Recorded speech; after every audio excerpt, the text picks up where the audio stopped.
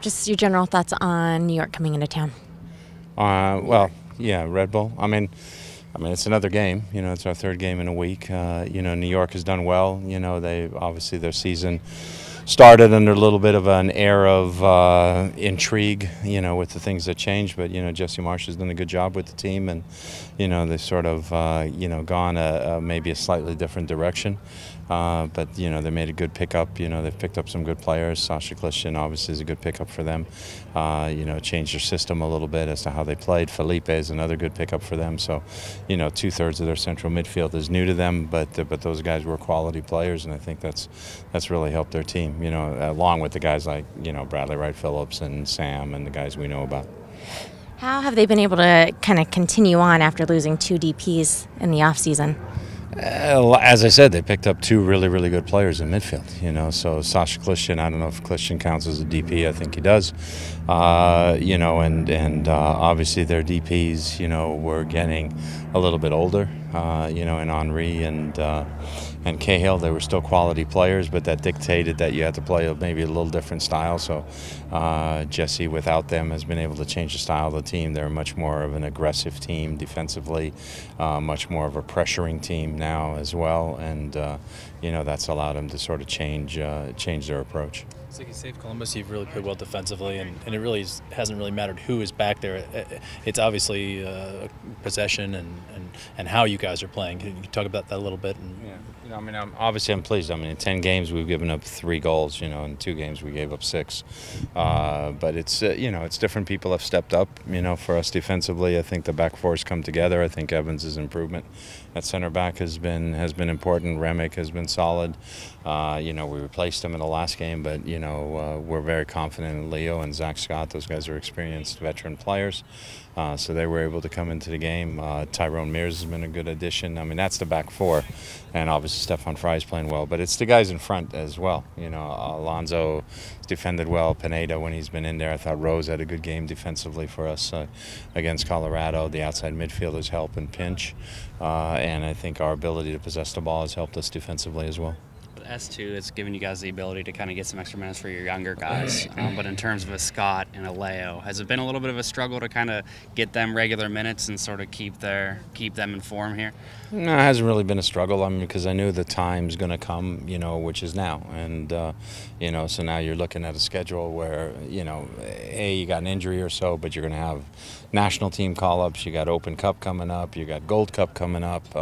You know, so we're gonna be missing players as we go forward into the next, you know, into the next 45 days of playing games. So there's going to be plenty of opportunities. So it's more or less of keeping them eager and motivated and chomping at the bit, you know, during this period of time to get them to this place. But I think they both see that from here on out, there's going to be ample opportunities to get on the field.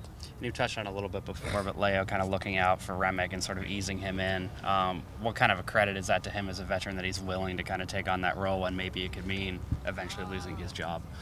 You know, I mean, as I said, Leo's just a good soccer guy, you know, and he's a good person. So his ability to help Remick has been tremendous. I mean, he's been as much a coach for him as any of the coaches have been. But, you know, a lot of our guys do that. You know, Dempsey, you know, spends time talking with players as well. You know, Oba was out there today working with some of the younger guys, you know, on certain things, working with Nagel as to showing off the line. You know, Pineda works a lot with Roldan, you know, talks to him a lot. And I think that's just a good reflection of the character of our team, you know, that we have older guys that are willing to share, you know, their insights into the game. But we also have younger guys who are willing to accept that. And I think all of us, when we think back on our own careers, which are many decades ago, you know, I mean, that was the thing. I mean, I remember when I was coming up as a young player, I remember the 2 guys that took me under their wing, you know, and really helped me, you know, and there were 2, 3 guys that really did that. And, you know, I think every player, when they look back, you know, there's probably 2 or 3 guys that took them under the wing, and they remember that. And, you know, and so you just want to pass it on and share. You've probably been asked about this before, but the whole FIFA thing and your thoughts on it. Is it disappointing? Do you even pay attention to it, or are you focused on what you guys are doing? Or? Well, I don't have a vote, so there's not much I can do in terms of that. So I followed on the news as you all do, and you know, wait to see what the outcome is, and then we'll move forward, you know, as to that. But you know, it's something that I can't influence.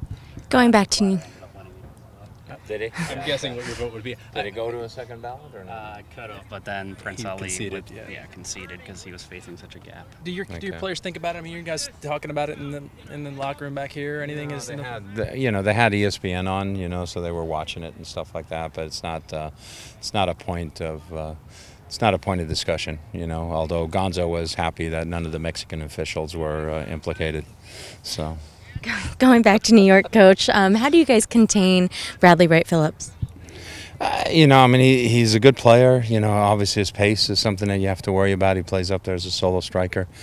He's also better in the air than you realize. When you see him, from afar, sometimes you don't think he's as big as he is. He's actually got good size and so forth. And so, he's somebody that you got to be aware of where he is, because he shows up in the box, and he's our guy who's in the box pretty consistently. New York was shut out their last 2 matches. How does that change their mentality coming in? Obviously they got shut out, but they created chances, in those games. So I'm sure their mentality is, if we continue to create chances, we'll get eventually goals from it. And, so I'm sure that's going to be their approach as they come into this game. And who were the couple of guys who you think of as having taken you under their wing? Oh, me? Guys that you guys don't know of, but there was a guy named Terry Mulvoy who was older midfielder when I came to a club called St. Stephen's. When I was really young, I was like 16 when I started playing with them. He took me under his wing, and then when I was at UCLA, there was a guy named Dieter Schulte, who was a German guy. I was an 18-year-old freshman, he was a 31-year-old junior. And he took me under his wing. He later went on to become assistant coach at Bayern Munich, and and so forth. So, I still am in touch with him to this day. He's living in Switzerland now. He's coached a lot of teams around the world as well. And he took me under his wing as well. And then Jose Lopez, who was really more a contemporary of mine, but sort of was a couple of years ahead of me at UCLA, sort of, and ended up playing for the LA Aztecs, was the #1 draft choice, and he sort of, showed me the ropes of growing up a little bit, as well as soccer-wise. But, those are 3 guys that definitely stand out in my mind.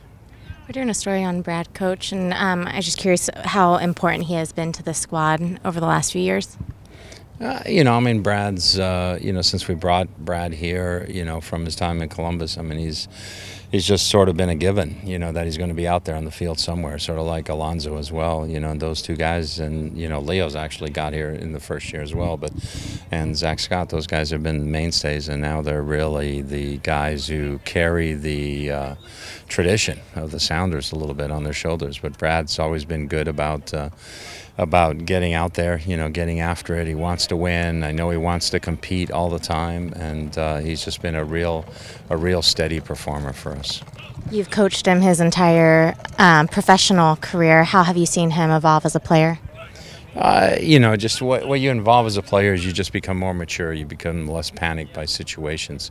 When you're a younger player and all of a sudden you're faced with a situation or a new situation, you're like, oh, geez, how do I deal with this? And as you become older and more experienced, you're like, okay, I can deal with this. I know how to get out of this situation. And, Brad is a very intense individual. And so him being able to channel that intensity in the appropriate manner, I think, has been one of his big growth things. And, that's what's really allowed his game to mature and him to become more relaxed, when he plays. I think that's been one of the big differences. Do you think sort of the experiment piece of the position switch is over now? Do you view him as a center back? Well, it's up to you guys. You guys are the guys who make that decision. I've always thought that he could play there. That's why I made the switch. Like I said, sometimes you're right with those things, and sometimes you're wrong with those things. But I think he's adjusted fairly well, and I think he's feeling more and more comfortable all the time back there. And how is Pineda and Marshall, and I guess how'd Oba come through?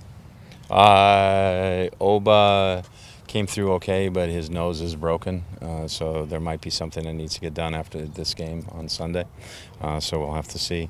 With Oba, Chad is fine, and Pineda is progressing well.